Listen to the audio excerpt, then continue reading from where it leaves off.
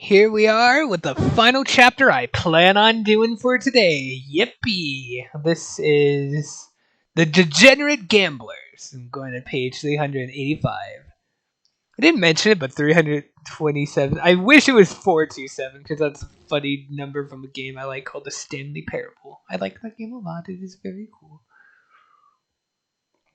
But, yeah. Now we should continue. Yeah, 385, so we're ahead in chapter 5 of 22.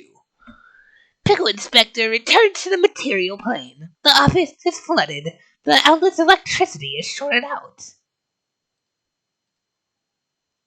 Water spills into the small elf chamber. Further mystery. When bullets fly through the door, they go into the hallway and kill the horn polishing guy. When water spills through the same hole, it goes into this little elf room. Still, strikes me as less of a logical flaw than the one mentioned a couple pages ago. What's a logical flaw? You'll have to go to the previous one to find out, because I know you didn't watch it. I know you. I know everything about you. Anyway, next. One of the elves playing poker waves at you. He seems to beckon for you to join them. Pickle Inspector, forget the degenerate gamblers and save the drowning elf. It is too late for him. There is nothing you can do. Pickle Inspector, stick hairpin in outlet. This would be a horrible idea, even under the best of circumstances. You pick up the hairpin anyway. Problem Sleuth, go retrieve unpleasant note from dumbwaiter room. It looks like an apology note from Ace Dick. Problem Sleuth is okay, sort of. Or something approximating an apology. Maybe he wants to bury the hatchet after all these years. The modification is likely on account of your high pulchritude stat. This reminds you, now that Pickle Inspector's safe is closed, you can go read that note again. Bear in mind, this note was dropped through the slot, 50 pages ago? So I guess this is sort of like one of those pointed, oh, I had it wrong all along moments, but not really. Problem Sleuth, go look through mural holes. Sure enough, there is the note. You now remember the sequin Starheart horseshoe. You hear the safe opening from the other side. 2-0 Frankenstein! This disguise would really be perfect, except I'm fairly sure Frankenstein doesn't have the screws coming out of his cheeks. You tumble backwards and crush your fort. Pickle Inspector, damn it, this is no time for shenanigans. Stop the water! There's no way to turn it off. You will suffer the same fate as that poor elf if you stay much longer. Pickle Inspector, join the elves. You duck into the elves' lair for sanctuary. They activate the emergency shutter to seal off the room. The elves introduce themselves. Ropo, Zopo, Foco, and Blood all sit around a table playing cards, while strategizing against a common enemy. You're a little nervous. You tip your head politely to your new hosts. Normally the shutter is wide open, because Ropo and Co like to keep an eye on Pickle Inspector while they play cards forever. Pickle Inspector, look underneath table. You spy a small hatch on the floor. Robo must insist you cease your snooping. Maybe someone more pulchritude could persuade him to see reason. Pickle Inspector, throw an elves with hairpin and make them cry. Despite your most aggressive showing, the elves remain unmoved. They are obviously emotionally stalwart creatures, totally implacable. Not surprising, since they are all clearly still wearing their poker faces. Blood notices a pornographic playing card has slipped into the deck. He begins to cry. Valid line of inquiry. Could the enemy be responsible for slipping the indecent rump into the deck? Oh, God. Also, I just want to point out that Jailbreak is canon to Problem Sleuth. At least I think so. It's pretty much canon. Like, all the old MSPA shit. I think all the old MSPA shit shares a universe. I'm not sure if Bard Quest might be something different, but might not be. We'll see. But like, it's confirmed much later. If the elves being present and having the same characteristics wasn't enough. I just kind of wanted to point that out because it's cool. It's a little silly. Wow. Anyway, Pickle Inspector, collect elf tears. You harvest the elf tears in a teacup. Pickle Inspector, plug skylight in the power outlet. The small portal lights up. You accidentally drop the hairpin through it. The heavy object shatters the glass. Problem Sleuth, dial star hard horseshoe on phone. The face of the phone opens, revealing a hidden chamber. There's a piece of paper inside. Problem Sleuth, take paper. It is sheet music for the song Moonlight Sonata. You place the sheet music in your pocket. Pickle Inspector, go up chimney. You enter the speakeasy. You face north. There's another stunning mural on the wall, as well as a mysterious poster behind the bust. There's also a bottle of ink on the boot shelf, but you can't see it because I didn't know it was there yet.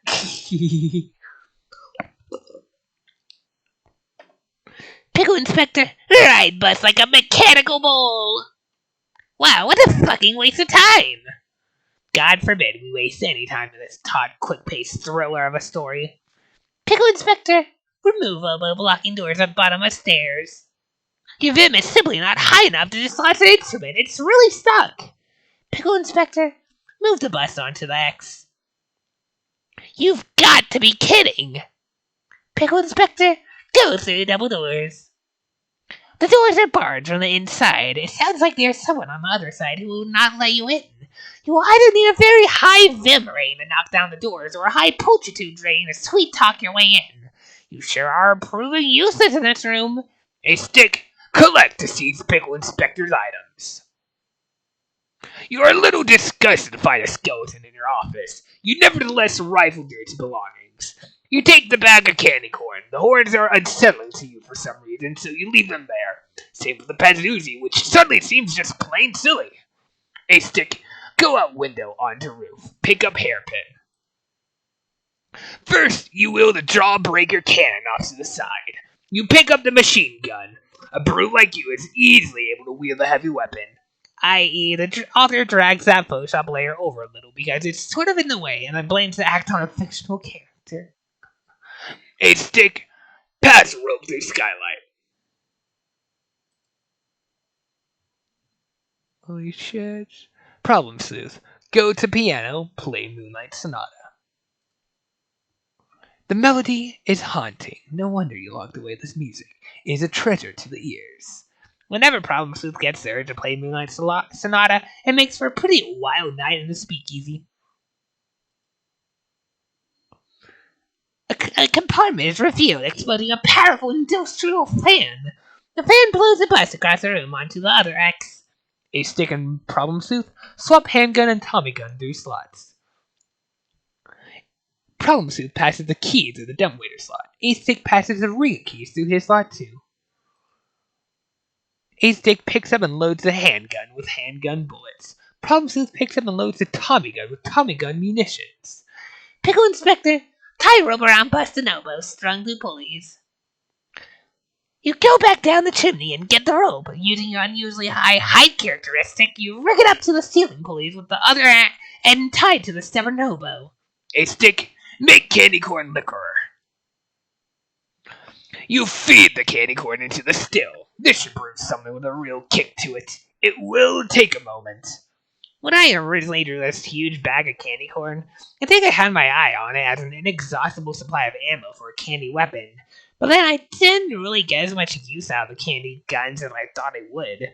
This seemed like a much cooler way to use all that corn anyway. Problem Sleuth, fire Tommy gun at target above piano. You riddle the ceiling with bullets in a circular pattern. But nothing seems to happen. A stick, check progress of candy corn fermentation. Things are really percolating in there. You'd better head for cover fast. You don't want to be anywhere near that thing when it's done. A stick, go out window and duck for cover. You shut the safe first, sealing it off tight. And an elf pokes his head out of the window. You wave, urging him to get his head down. A stick, ride still like a mechanical bull. This action unsurprisingly results in your death. Go back. It doesn't even show it. It's just like Yeah, okay, here's what you asked for. But you obviously die. I don't even need to show it. That's how obvious it is. No, just stay put and see what happens. I thought this explosion was pretty sweet at the time, but in retrospect, it's some pretty weak sauce compared to the ones that come later. And no, I'm not talking about the one that literally involves strong sauce.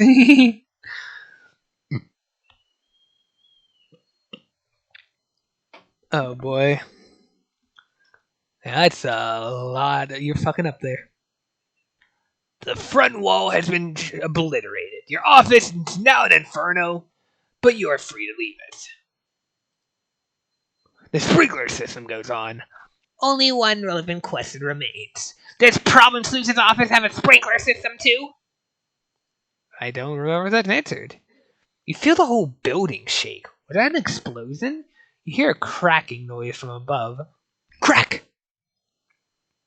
The bus follows on the piano. The oboe is dislodged.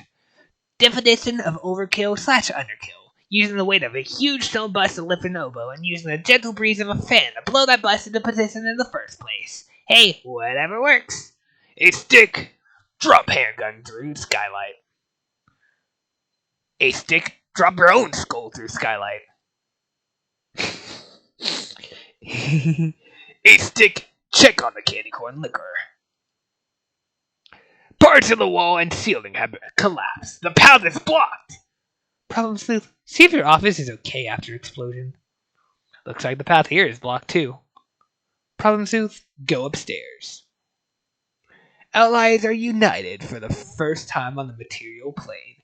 You eye each other with suspicion. Note how my keen artist's hand adroitly renders suspicion on their faces. The tension in the room is palpable. Pickle Inspector, go down chimney again. Get more tears and a handgun. You dump the liquor out of your teapot and fill it with elf tears. You equip the handgun, a weapon more suited to your physical strength. Pickle Inspector, give some tears to Problem Sleuth. You fill Problem Sleuth's flask with elf tears, and Pickle Inspector, go get candy corn liquor. You collect some of the potent candy corn liquor in your teapot. The storeroom, which catches fire more than any other room, ironically is not fitted with a sprinkler system. The thing is, water sullies good hooch. A stick. Step outside office. Oh boy. You wonder what the fuck happened out here. Dramatic irony. A stick. Leave the building. The exit is locked. You will need the fabled Megaton key to open the door. Legend has it that only the strongest man on Earth may lift this key. Yes, the point of the game is to exit this door. It really, literally, honestly is. Back next week. It's next week. Hell, it's like almost 2 weeks, actually. A stick displaced trombone. Water from the flooded room spills into the hall, down in the flames. Also notice how no water is spilling out of the back of the window in PI's door. I guess that portal only works when the door is closed? Yeah, must be. Problem Sleuth, sweet talk your ways in through doors. Using your advanced political acumen, you persuade a party on the other side of the door to let you in. The door unlocks. And that's the end of the chapter. We're gonna see what happens in chapter 6, but I personally am done recording for the night. Well, day. It's still a day. It's like not even 4 o'clock yet. It just feels like a pretty long day. But, yeah. My voice needs a rest anyways. Unless I decide to do more shit, just not on recording. But, thank you for watching. I had fun doing this. Hope you had fun watching. Goodbye.